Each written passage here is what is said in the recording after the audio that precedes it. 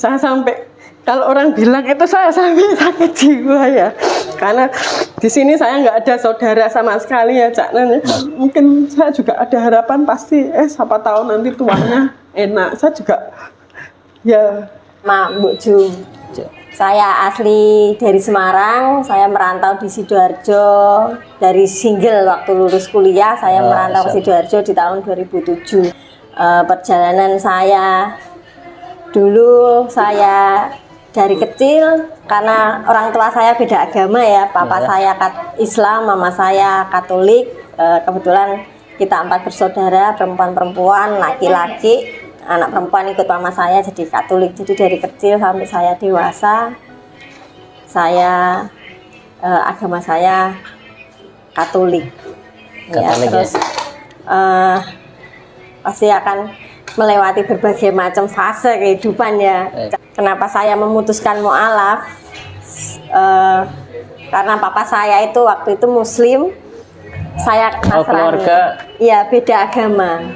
Bapak Muslim, ibu Katolik. Jadi anak yang laki-laki Katolik, yang laki-laki Muslim, yang perempuan Katolik.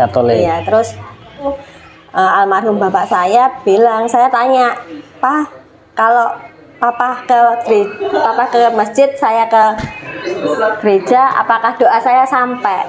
Seperti itu. Saya sempat tanya seperti itu waktu niatnya. Saya terus kebetulan almarhum papa saya meninggal, 1 tahun saya mengalami pergumulan batin ya. Terus saya nanya ke sesepuh saya, ke yang saya waktu itu, saya tuh waktu itu juga aktivis gereja juga. Dari kuliah, dari SMA, kuliah saya aktivis gereja juga waktu itu. Saya cuman bertanya tapi saya setelah almarhum bapak saya meninggal itu saya ngerasa jauh. Saya tuh tetap berdoa seperti biasa, tapi hati ini kok ngerasa jauh begitu. Cuman saya tidak mengenal Muslim, saya tidak mengenal Al-Quran, saya tidak mengenal apapun soal Muslim ya, walaupun orang tua saya Muslim. Saya cuman tujuan saya itu masuk Muslim. Di awal tujuan saya masuk Muslim itu saya ingin berbakti ke orang tua saya. Untuk ngasih doa saya aja enggak sampai gitu. Saya untuk memastikan dulu nih, saya tanya ke ustadz-ustadz. Saya sebelum masuk Islam saya nanya, saya ini Kak Nasrani, orang tua saya Muslim, apakah doa saya sampai? Saya tanya ke sesepuh saya, bahasanya itu sudah beda. Sampainya sampai, cuman butuh waktu yang panjang untuk menyampaikan doamu ini. Nah, terus saya masuk ini ya, saya cuma ingin bukti aja. Kalau orang Jawa bilang ya, saya cuma ingin bukti ngasih doa ke orang tua saya. Itu awal saya jadi Muslim. Terus saya kebetulan jadi seorang Muslimah ya. Iya. Terus saya masih belum mau pakai mukena, karena saya takut. Iya, karena saya takut pakai mukena kayak pocong. Tahun berapa? Tahun 2000, antara 2012-an, 2012. 2012. Iya. Dengan hidup yang menuntun saya untuk jadi Muslim, kamu tuh sholat. Saya enggak bisa hafal doa sholat. Almarhum suami saya tuh kasih tulisan pakai spidol merah, kuning, hijau. Saya ngikutin di depan. Dia nuntun saya untuk baca Al-Fatihah. Itu doa yang paling sulit saya lakukan waktu itu. Saya hampir menyerah dan putus asa cuma untuk sholat, dan untuk doa Al-Fatihah itu berat buat saya. Masya Allah. Tapi saya terus mencoba karena saya ingin kasih yang terbaik untuk almarhum orang tua saya. Berjalan seiringnya waktu, saya sempat goyah nih, iman saya sempat goyah di saat 2015 suami saya diambil dengan paksa. Orang yang menuntun saya di Muslim itu diambil dengan kecelakaan yang kita nggak bisa tahu kapan waktunya. Iya. Di situ iman saya mulai goyah. Kenapa sih di saat saya masuk Muslim bukan hadiah yang indah-indah yang saya dapat, kenapa di saat saya muslim ini ujian, cobaan yang saya dapat, iman saya itu goyah waktu itu. Masya Allah. Saya ingin kembali ke Nasrani. Itu yang membuat saya goyah. Saya tidak ada support dari keluarga, saya tidak ada support dari sekeliling saya. Itu masa-masa terberat saya jadi muslim, karena ada keinginan saya untuk balik ke agama saya yang dari kecil sampai dewasa saya itu selalu happy, selalu enak, selalu indah dengan agama yang sebelumnya. Masuk muslim bukan kebahagiaan yang saya dapat, tapi musibah yang saya dapat. Kehilangan suami saya di saat itu, dan bersamaan dengan itu saya harus menghadapi kenyataan kalau saya ternyata hamil 2 minggu bertepatan dengan suami saya meninggal. Banyak cibiran orang, banyak tanggapan miring ke orang tentang saya dengan kehamilan saya tanpa suami. Itu masa-masa berat saya sebagai muslim. Saya merasa nggak enak sama sekali jadi muslim. Apakah saya harus balik lagi ke agama saya yang sebelumnya? Sempat goyah. Saya sampai, kalau orang bilang itu saya sampai sakit jiwa ya. Karena di sini saya nggak ada saudara sama sekali ya, Cak Nur ya. Saya nggak ada saudara sama sekali. Saya harus menguatkan. Waktu itu kakaknya masih TK ya, masih umur 5 tahun. Dan saya masih hamil. Saya cuman bilang, sabar ya nak, sabar, ikhlas ya nak, ikhlas. Saya cuman, apa yang dibilang orang sabar, orang ikhlas dan bersyukur. Bersyukur saat kita itu tidak punya apa-apa, bersyukur saat kita ini tidak ada siapa-siapa, ya cuman ada anak yang di perut dan anak balita yang harus saya bawa amanahnya ini. Begitu berat saya jadi muslim. Itu di tahun 2015. Masya Allah. Kalau orang ini masih bilang saya baper ya Cak Nur ya, karena itu kerasa masih sekarang gitu. Tidak ada support dari keluarga, saya harus membesarkan anak-anak saya. Di tahun 2015 saya harus berjuang operasi sendiri, harus cari biaya sendiri, semua sendiri, secara materi semua, secara psikis saya juga berat. Ya itu saya cuman punya, saya tidak boleh menangis di depan anak-anak saya, gimana susahnya jadi muslim. Karena yang saya alami seperti itu. Di saat saya jadi muslim itu tidak ada enaknya sama sekali.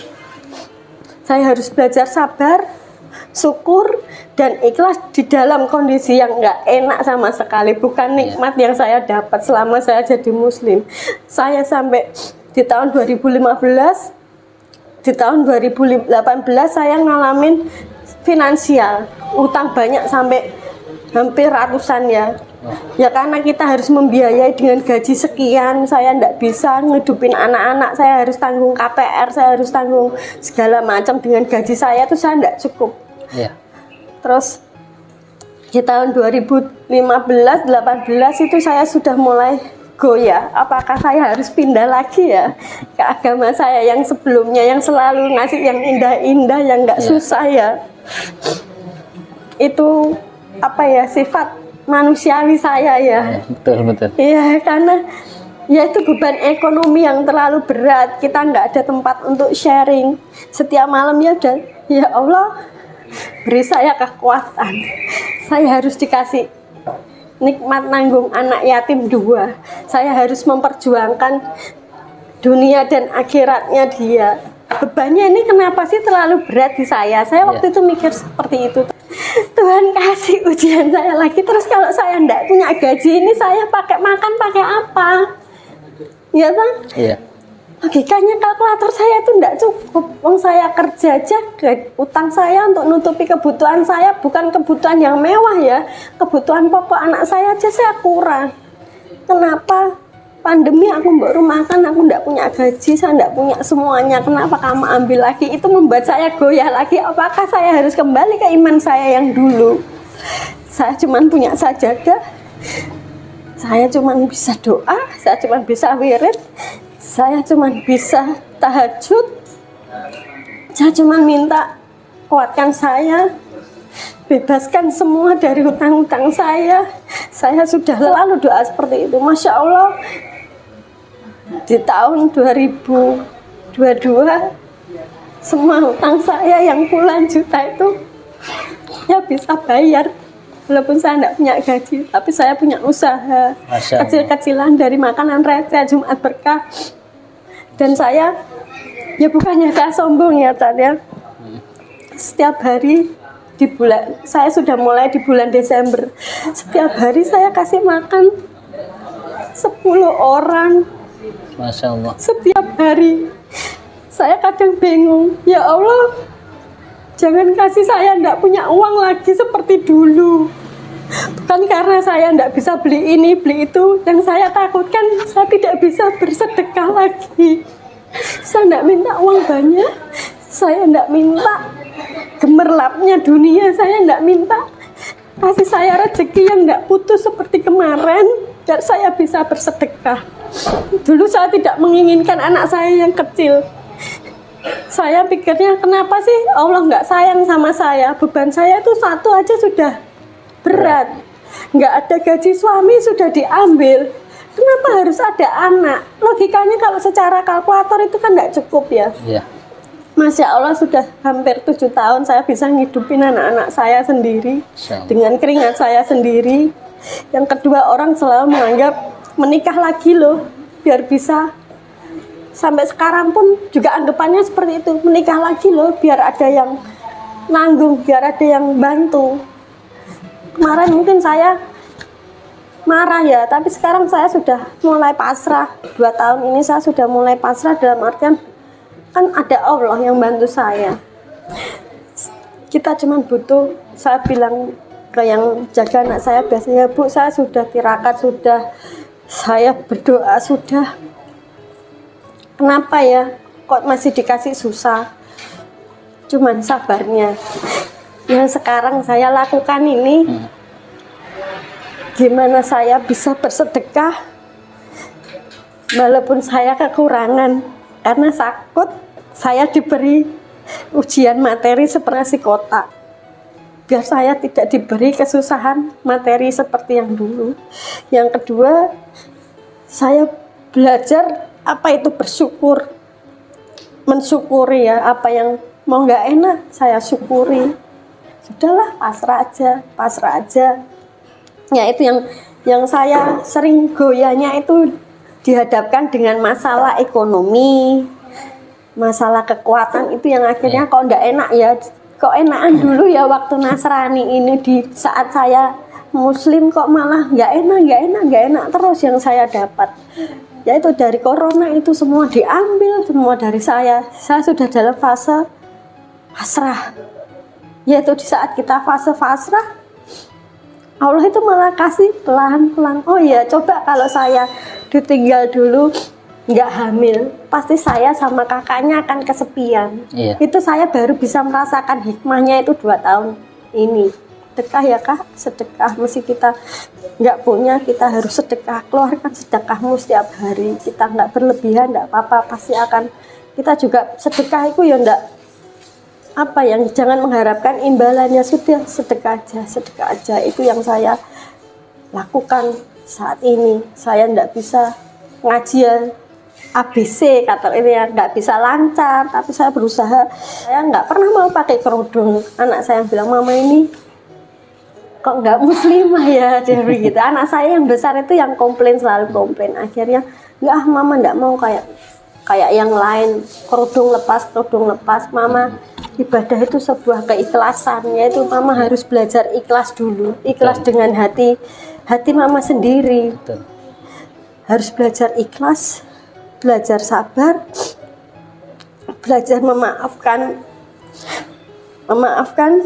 orang-orang yang tidak support di saat kita butuh mereka. Itu kita harus memaafkan. Iya. Itu yang paling sulit. Belajar mengikhlaskan. Mengikhlaskan itu paling sulit. Ya ikhlas, tapi kalau enggak dari dalam hati yang benar-benar kita enggak legowo, itu susah. Yaitu banyak di Islam itu yang sulit ya. Prakteknya itu sulitnya setengah mati. Harus sabar, harus ikhlas, harus memaafkan, dan harus sedekah di saat kita tidak punya. Sedekah di saat kita ini benar-benar untuk makan aja kita kurang, kita harus bagi ke orang lain. Itu yang saya terus contohkan ke anak-anak saya. Saya ini bisa jadi mu'alaf yang bisa saya tidak muluk-muluk ya, minimal bisa jadi contoh untuk anak saya. Kita harus ya jangan putus dalam doa, jangan putus dalam pengharapan. Amin. Mungkin saat ini Allah ini ngasih yang nggak enak untuk kita, ya kan?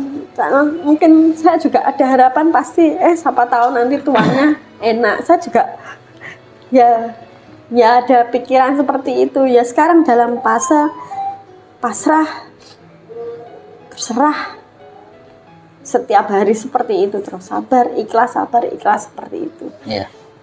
Saya harus berjuang dunia akhirat anak yatim saya, kebahagiaan dia tanggung jawab saya. Insyaallah. Kebahagiaan saya ini bisa lihat anak-anak saya bahagia. Saya selalu menguatkan anak-anak saya. Belum tentu yang orang tuanya lengkap dia bisa sebahagia kamu. Jadi walaupun kita kesulitan, kita harus saling komunikasi, kita harus saling support system setiap hari. Saya dan anak-anak saya itu yang saya lakukan. Kebetulan kita di Sidoarjo juga cuma bertiga, saya dan anak-anak saya. Saya juga survivor cancer. Saya punya cancer Pak. Itu saya tahu di 2017. Nggak aduhai lagi dah ini. Allah ini ngasih saya hadiah yang segitu dahsyatnya. Semua teman terapi saya sudah jalan duluan. Hanya saya yang masih bertahan. Ya itu Pak, dari nasi sedekah yang saya kasih. Dari nasi sedekah yang saya kasihkan untuk mereka, saya minta doanya ya Allah, panjangkan umur sampai anak-anak yatim saya ini bisa berdiri mencari rezeki sendiri tanpa bergantung dengan saya.